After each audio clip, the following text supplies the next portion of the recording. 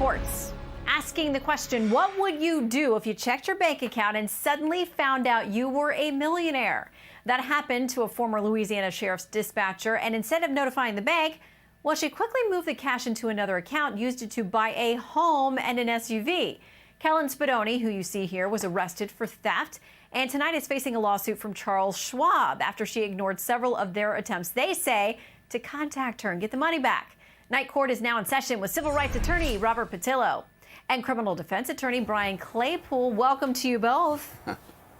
Thanks, Shannon. Hey, Shannon. Let's start here with Exhibit A.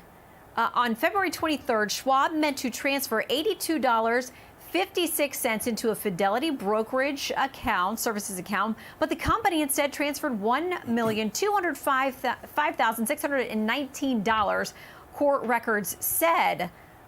So, Robert, is their mistake? Is their mistake, but that does not mean you have a legal right to that that amount of money. Even best case scenario, if you were able to keep it, good luck explaining to the IRS where $1.2 million came from and paying the taxes on that. This is no different than finding someone's wallet and deciding to keep it when they ask for it back. Or if a Brinks truck accidentally dropped money off at your door, it does not mean that you are legally entitled to it. There's legal precedents on it where people back in the old days would cash those Publishers Clearinghouse checks that came to your house and occasionally bank to allow the transaction to go through, but then later on when they figured out the funds were not there, they would reverse it. So though I understand that most people don't have sympathy for big banks in situations like this, you don't have a legal right to it and you're going to end up getting in more trouble than it's worth.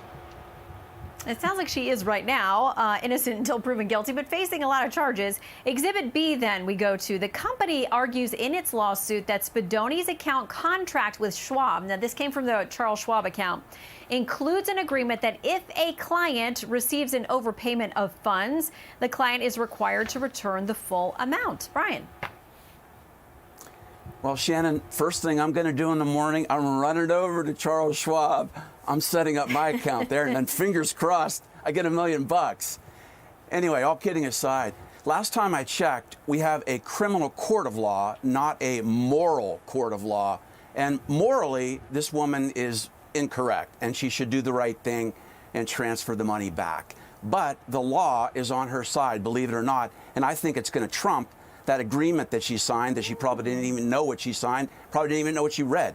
But real quick, theft, felony theft is the charge. That means that this woman had to deprive money of someone else without their consent. Charles Schwab sent her the money, so that charge is going to get dropped. The last charge against her is bank wire fraud. Again, she has to show an intent to deprive Charles Schwab of money.